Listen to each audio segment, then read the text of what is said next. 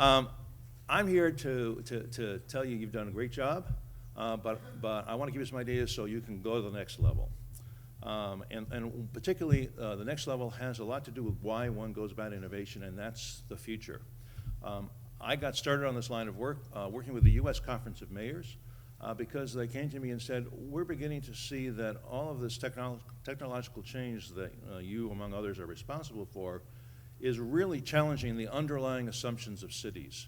So how do we ensure the economic viability of cities in the year 2030? And this is sort of really the part of the answer. So first of all, white plan for the future. A shout out to all Canadians here who love hockey. Wayne Gretzky, the great hockey player, plays where the puck will be, not where it is today. This is particularly important for those of you involved with government, because government activity takes a while to accomplish. It would be embarrassing if you had a project that got done in 10 years that was perfect for the year 2012, but not the year 2022. The other on the bottom I think is important because oftentimes people hear about technologies and they wonder, well, when's this ever going to happen? And in fact, it does take a while. There's this famous S-curve for the adoption of innovations. When it does happen, it happens very rapidly and the impact is very great, and you need to be prepared for that. And as I said, in terms of government itself, this is particularly important. And so what you need to do is to start down that road to the economic future, the future of your communities. Today, the hunters, as they say, the other version of Wayne Gretzky, aim where the geese will be when the shot arrives, not where they are now. Okay, so let's talk about absolute basics of economic growth. This is going back to Adam Smith and the early economist. Two major things. This is not dealing with tax policy, all the other side issues, but the fundamental issues are people specialize. And if I can do something that all of you need and I can do it better than the rest of you, then I can produce more of that good or service, and you all get the benefit of that, and you in turn do the best things you can. The second is creation of new knowledge and innovation. This is not just true. Since computers were invented, this has been a fundamental of economic life forever. And it's creating new ideas, and obviously that increases productivity. In the 20th century, in the industrial era, cities were the economic engines. They were the centers of innovation because they brought people together. And the reason that was important is all of this stuff depends on collaboration and communications among people. And there was this virtuous cycle, as the economists like to say, of attracting people who did more stuff, more innovations, and they attracted more people, and it went all the way through. And business clusters developed. And I love this picture. This is from Hollywood in 1922. Now, for those of you who don't know much about cinema history, in 1922, there were no color movies. There was no sound in movies. They weren't even all that popular. Yet, you still had this clustering effect back then during the industrial age. But things are changing. And this is where some of your assumptions are going to start to get challenged. Paul Krugman won the Nobel Prize a few years ago, a Nobel Prize in economics. And he won it for work on what was called the New Economic Geography, which was really the fundamental economic research that was the foundation for the idea of business clusters. But by the time he accepted his prize, in his acceptance speech, he said, "Thank you very much. We thought we discovered something very important a couple of decades ago, but it's not as true anymore."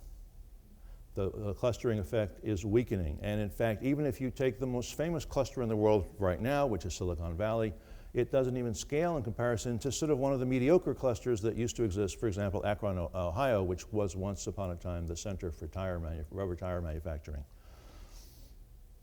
There's another study done of 300,000 businesses in the state of Pennsylvania, not that far from here, and basically found, again, there is no effective clustering effect in terms of growth. This is not just in the US. I came across a study from Norway, and the same thing about business clusters seem to be less relevant as drivers of innovation than has been commonly assumed.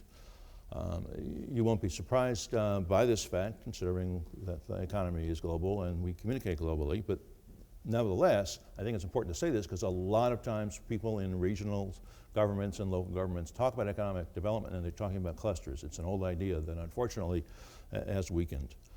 And here's an example, and I love this. This is, those of you who know anything about New York, there's a classic song called New York, New York. Frank Sinatra made this particular line famous, and the idea was that if you really wanted to be successful, you had to do it in New York. Now, I'm a native New Yorker, and I'd like to believe that too, but the reality is changing.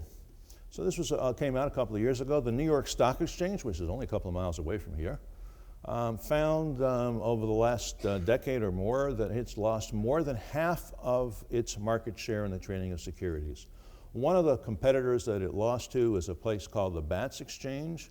The Bats Exchange is headquartered about 14 miles outside of Kansas City, Kansas. If those of you who don't know that, because you don't know the U.S. geography all that well, including Americans, it's in the middle of the country. It's in the middle of the country. It's not even in the large city of that metropolitan area.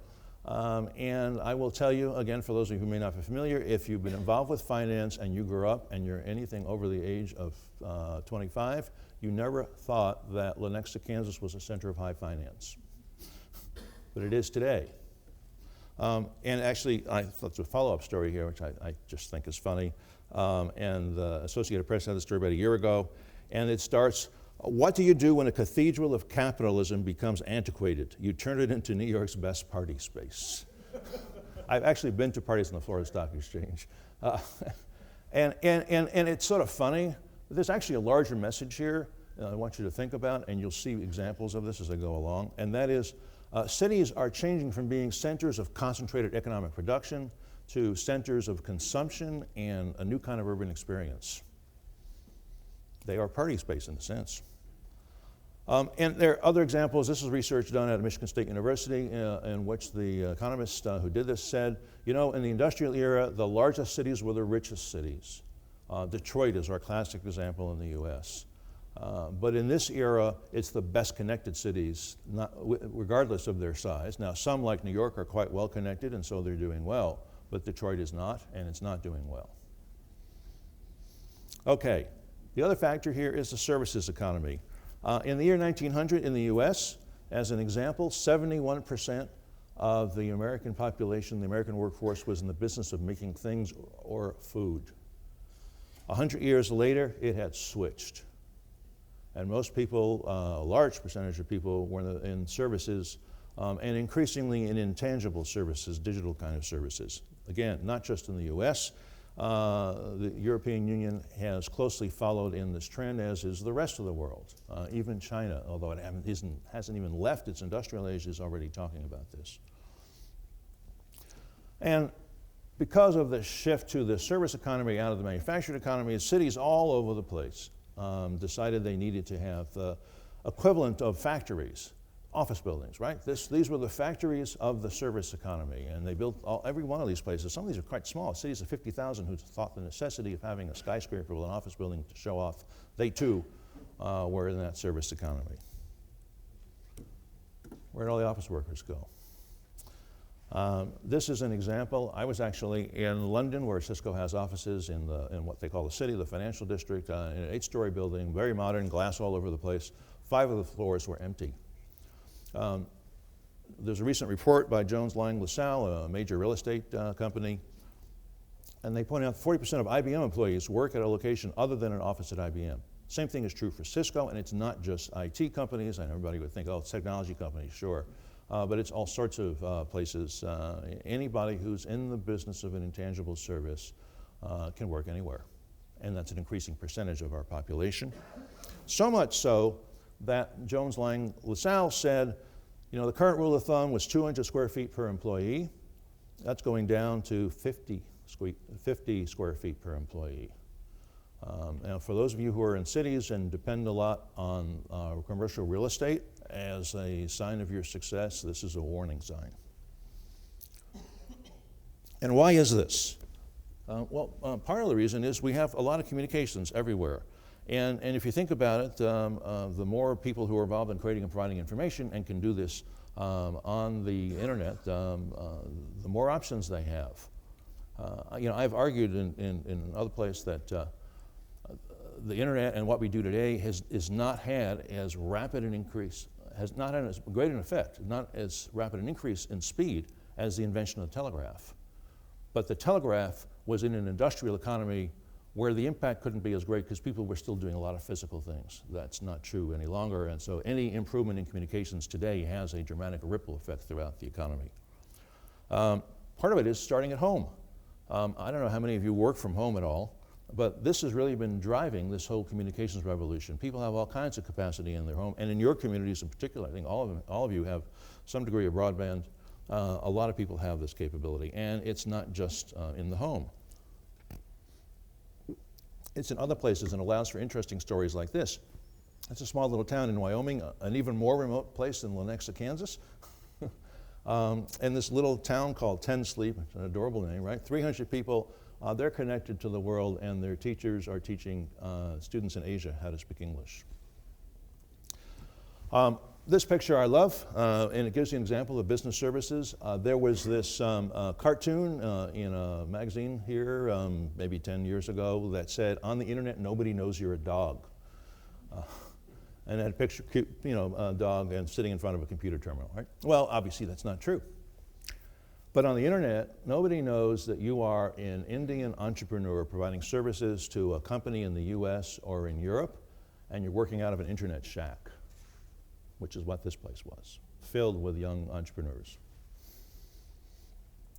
And we are just at the beginning. If you think about where we are in the progression, I know a lot of people think we've matured and we have the internet everywhere. We're nowhere near where this thing's going to be.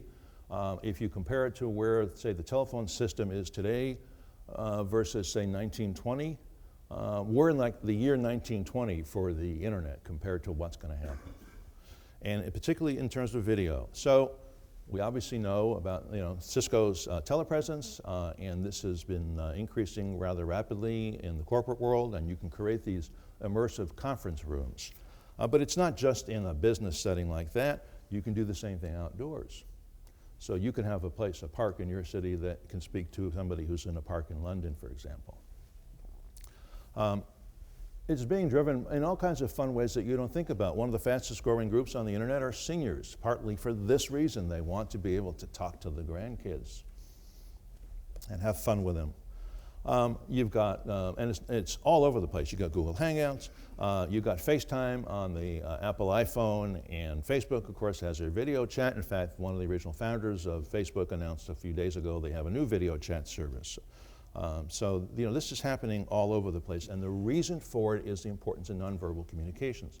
The text of the words that you are communicating is a very small portion of what actually gets communicated.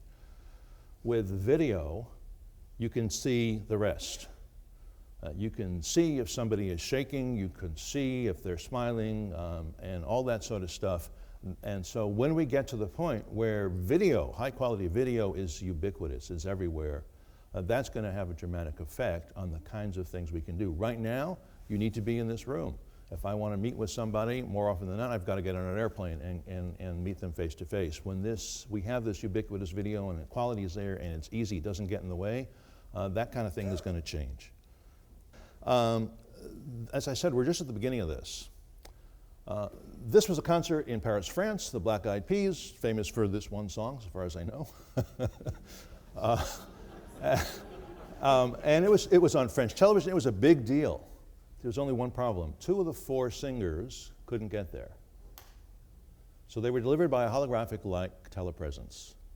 This is the kind of world that we're beginning to get into, where it's not just sort of on a screen in a corporate office, but it can be everywhere when I'm talking about ubiquitous video communications. Okay, so not yet today, but you're going to have it, and this is an important factor. So how does this change economic patterns? Well, okay, let's quickly go through the old economy rules. Economic activity was tied to a dedicated place, a factory or an office, or a store, or a farm, right? And big companies would concentrate employments, and as a result, governments all over the world provided incentives to big employers. They said, we'll give you lots of money if you come here, build your factory or office building, and create 1,000 jobs or 10,000 jobs or whatever the number is. Markets were often very local, which is where the concept of the clustering came about. And quality of life was traded off for the sake of growth. And you see this today. In China and India, they are ramping up their industrial growth. And the Chinese have said, we understand pollution's a bad thing, but this is what's necessary to get richer. So we'll put up with it now, and then we'll deal with it later. Things are changing on that. Big companies can no longer be the source of lots of jobs because they're really disaggregated. They're all over the place. On the bottom, and these are some obscure references, but I want to explain them. Ronald Coase was a Nobel Prize-winning economist, and he won for his work on what's called the theory of the firm. And the question was, why in a capitalist society, when you had this marketplace, did these big industrial companies develop during the industrial age? His answer was it was less expensive for people to collaborate with each other within the corporation than to have to go to the marketplace every single time they needed something, right? So it reduced transaction costs. Clay Shirky, who is a faculty member at NYU, wrote a book a couple of years ago called Here Comes Everybody. And he said the internet now provides that same kind of collaborative capability, that same kind of organizational glue. And he obviously gave some famous examples like Wikipedia, but there are all kinds of other examples. So now we're entering that age where you don't need the big monolithic corporation. There are other alternatives to doing that, and people are taking advantage of those. And this means that big incentives don't guarantee jobs anymore. Now, this is from the US during the worst of the recession. But it's, so you have the politicians with the ribbon cutting in April and the place closes in December. And yeah, that was the worst of it. But frankly, this has been going on for a long time. A lot of the studies show these incentives have they just don't work anymore because the big companies aren't moving jobs. The classic example is Accenture, which moved their world headquarters to Dublin. And after some initial excitement, the mayor of Dublin realized that they were hardly moving any jobs at all. The CEO for Accenture stayed in Boston. The COO stayed in Austin, Texas.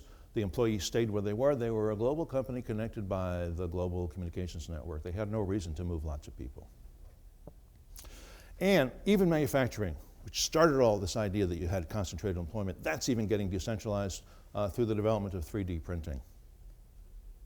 Okay, so the individual increasingly becomes a sort of key unit of activity, and oftentimes in fluid kinds of teams. The old style in that big industrial plant was one CEO for 50,000 employees. The new style is one CEO maybe for 50 employees or even 5.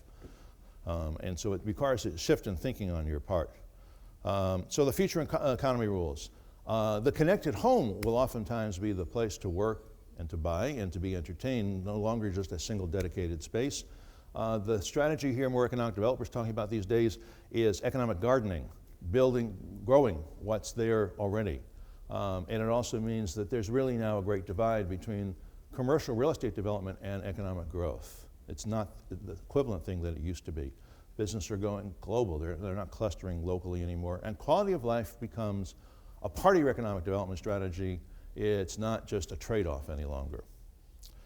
Laws of economics don't change. I'm not suggesting anything of the kind. There's a new economy, but it's not new economic rules. The difference is that physical proximity is no longer going to be the only or the dominant way to connect people. Okay, so what's the response? What kind of response can you be? Well, in working with mayors here and other places, we've sort of come up with 3 parts to a new economic strategy. And first, though, it's important to ask yourself this question, because I want you to think about the economic situation clearly. How do you measure your community's economic success going forward? Is it the total revenues of companies that might happen to have a postal address? I know I hear a lot about this when I meet with mayors and they say, oh, we have such and such company headquartered in our town. And then I ask the embarrassing question, well, so actually how many employees do they have there? It's not very many. Or is your measure of economic success the amount of income and wealth of your residents? And that's really where I'm going with this is that measure, that second one is the real one. And so part of the key question is when a lot of people can work anywhere, where will they choose to live and work? Number 1, with the theme of this event, build an innovation platform to increase the income potential of your residents. And there are lots of ways you can do it now. First, you need to understand how innovation occurs in this world. It is a collaborative act. The idea that there's some genius sitting somewhere far away on the top of a mountain coming up with the next great idea is false. And you want to take a look, I'd recommend reading Stephen Johnson's book, Where Good Ideas Come From. As he puts it, this is how innovation happens. Chance favors the connected mind. Einstein was a little bit more jaundiced about it, and he said the secret to creativity is knowing how to hide your sources. Right? So you have to understand this is a collaborative act. It gets back to the same point I made earlier about economic growth. And there's been all kinds of success stories about this. The work on Alzheimer's has developed dramatically because of a collaboration and a break from the traditional, very private and proprietary research that was done on previous diseases. There's a whole open innovation movement that the internet has enabled. Procter & Gamble, a big company, a consumer products company worldwide, has been one of the leaders. Cisco's been involved with this. Netflix gave an iPrize out to people to figure out the best algorithm. There's just all kinds of examples. There's something called Innova Hub, Idea Connection, yet to come. There's all this support out there to help people get this. And then it's important that people stay in the stream of new ideas. Most of us assume that it's only 20-somethings who can be creative. The reality is that people actually get more creative as they get older in lots of ways because they have a broader life experience. They can put those diverse experiences together and come up with new ideas. Except they can't reach their potential if they're no longer in this stream of new ideas. So if you want to help them reach that, you need to take advantage of all the stuff that's out there. MIT, Stanford, all kinds of universities have put their courses online. It's available mostly for free. And even places that aren't officially universities, all these other places offer all kinds of training and education in video. YouTube even has YouTube University, as they call it. And so if you need to learn something, if you need to know some new idea, you can get it. The next thing is to connect your entrepreneurs to the global economic ecosystem. It has certainly been true in most advanced economies that most of the job growth has actually come from entrepreneurs growing new companies. The large companies have, on balance, had no net job growth over the last couple of decades. So this is important. And again, connectivity makes a difference. This is a research report done at the United Nations about what was the most successful public works projects. What he had in mind when he initially did this were a lot of the highway projects that, for example, gave farmers access to their markets and allowed them to get richer. But this is true even in the internet age where the connectivity is the kind that you people have all invested in. And you can do all sorts of fun stuff. You can expand your community virtually. This was actually an idea from Australia to connect all the Chinatowns in the world virtually. So you could walk through them. And you can do the same thing for your community. Take all of the points of economic activity and get them out there as one to get your story across. Okay, great universities. I go around and people say, oh, we're trying to create a Stanford in our backyard so we can do here what they did with Silicon Valley. It was a great model for Silicon Valley. It's not easily transferable. It took a long time for Stanford to become Stanford. It didn't happen overnight. The great thing about this is you don't need to do that because the research going on in Stanford and MIT and Princeton and these other great research universities is mostly available to your entrepreneurs on the internet. They already know how to commercialize stuff. They don't need to teach academics to commercialize it. What you need to do is get them access to this stuff. And even the best universities, like Poly, make sure that their students are connected not just to the research of their own faculty, but to the research happening everywhere else in the world. It's possible to do that now. Libraries are a very cost-effective way of doing this, and one of the things that I've done with both in the US and in Europe is to encourage local government leaders to use that public library as almost the virtual reference librarian for the entrepreneurs who can't afford to have their own corporate library. But this could be a place where somebody goes in and say, hey, I'm going to be making a presentation about some business proposal to a chemical engineering firm. How can I get real educated about chemical engineering in a short time? And they can help figure that out. You can connect entrepreneurs to the flow of capital. There are all kinds of new funding ideas that are aware of this. And you know, this is something that I think that is now possible again because of the internet. You don't necessarily need to have all of your local venture capitalists, and this is more and more true. The hidden secret of Silicon Valley is not the great engineers. There are great engineers everywhere. The hidden secret is the actual business support community that understands the technology business. It's the investors and marketers who don't get upset when they, investors and financiers who don't get upset when they see a spreadsheet from a software company. It doesn't look anything like a spreadsheet for an investment in a building. You know, it's the lawyers who understand intellectual property. It's all those support services. Well, a lot of that now is available again if you are connected. And you need to make sure that your entrepreneurs in your community are connected so they can take advantage of that. The United States became a great agricultural power because the government did something called an agricultural extension service that was in the business of diffusing innovations. It helped farmers understand the next great innovation. You can do the same thing today for your businesses, and in fact can use a lot of the unemployed college students in all of your countries who understand this and get the word out. Okay, and there's even this, I love this kind of businesses trying to pick up on this. Startup Nomads was a project in which you combine people to do exactly this sort of thing worldwide. Okay, number 3, create a new quality of life, a new experience of living in your community. And this is important.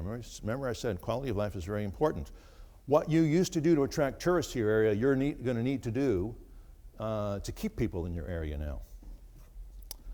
And quality of life means very many different things. We all know what we don't want, but it can be different things in each place. So I would tell you, don't copy each other. There was a time, for example, everybody wanted to have an artist colony. Well, you know, you can't all do it equally. Figure out what you're really good at and keep it going. And quality of life, by the way, does include citizen experience. It's not just putting your services online. It's engaging the citizens so they say, this is a place where I participate, where I want to be. I am committed and loyal to this community. And you get the benefit because you gain the wisdom of your residents. And those of you who are elected officials, the nice thing about this is that people begin to understand the complexity of the issues you're dealing with. They get to be more on your side and less frequently criticize you because now they're part of the process. Whoops, sorry. And this, I'm giving this example called Betaville, developed on this campus at the Experimental Media Center, which is part of Poly. This was a way that people could collaborate together to respond to different urban design ideas and provide their own. And it's the kind of thing where you get people involved early and they can work together. This is a version of what we heard about last night, citizen-to-citizen services, where you're not actually delivering the services directly, but as the government leader, you're facilitating citizens help each other. This is an example in the area of Parks and Recreation. We heard from Mexico last night about how they did this with the taxi cab drivers. Okay, then you also can make new destinations that blend physical and virtual spaces. Remember, we're going to this new world. It's not all virtual. We all still have our physical bodies. We're not going to be living in the Matrix movie. And so there's this combination of stuff that you can do. And partly you need to realize that the old computer model is out. So walls become screens and you can interact in ways that don't require a keyboard. And even floors become interactive displays. This is sometimes very simple. This was in the second largest city in Denmark, in the public library there. They just said, hey, we want to do community art. You know, we need to put something on the walls. People came in with their smartphones and they worked together and created this art. And when they liked it sufficiently, they sort of took a snapshot of it and put it up on a wall as the community digital art. The library didn't have to do anything. The city didn't have to do anything. People did it itself, but they gave them the place to have this new kind of urban experience. You have walls you can touch. And it's not just fixed displays anymore. This comes from Germany, where you can move things around, change them. So again, a wall, anything in any of your facilities can become a part of this new experience. This isn't, let me turn it down. This was in Times Square, basically where you combine the people on the street with a digital display. And this really does blend that physical and virtual experience together in a way that was attractive. This became so successful, the New York Police Department asked them to change the angle of the screen because they were, the traffic was getting congested. Australia, piano stairs. The public health people didn't want to have people take the escalators that are getting too fat. So they painted the stairs, and as you stepped on each one of these stairs, it was connected to, again, to the internet, and the sound came out, and people thought this was great, and they start dancing on these stairs. You know, it just takes imagination. You already have the connectivity. These are some ways you can use it to drive a new kind of urban experience. Augmented reality, I think you've seen some of this stuff, but your city should have this kind of app that helps people understand the details of what it is that they're seeing. Even a Spanish company came out with iPavement. So this is a new kind of pavement. It's connected to the internet. It has a Bluetooth connection, so as you're walking down the street, you're permanently connected. It's not just flat, by the way. For those of you who actually control the sort of street furniture of your cities, there are flexible displays. You can wrap these things around lamp poles. I showed you the holograph before. The Japanese, as part of their 2022 World Cup proposal, said, you know, we know in the game of soccer or football, depending upon where you come from, There is no seat in the stadium that's perfect because the action moves all over. So what we're going to do is give you a holographic representation you can have in front of you so you can see it at all different angles. They were convinced that this would not be a difficult problem for them to handle in the next 10 years. So this stuff is coming.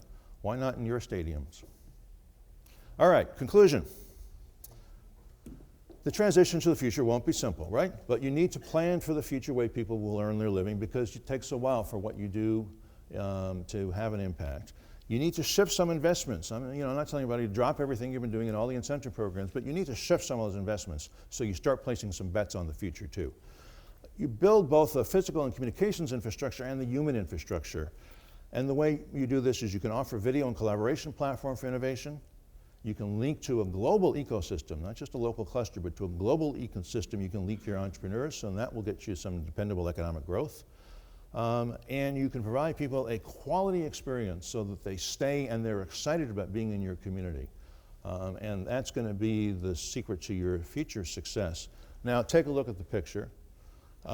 This is an example, somebody getting out of the boat onto the dock. That dock represents the future. Make sure you built it firmly so you don't fall in the water on the way through the transition. Thank you very much.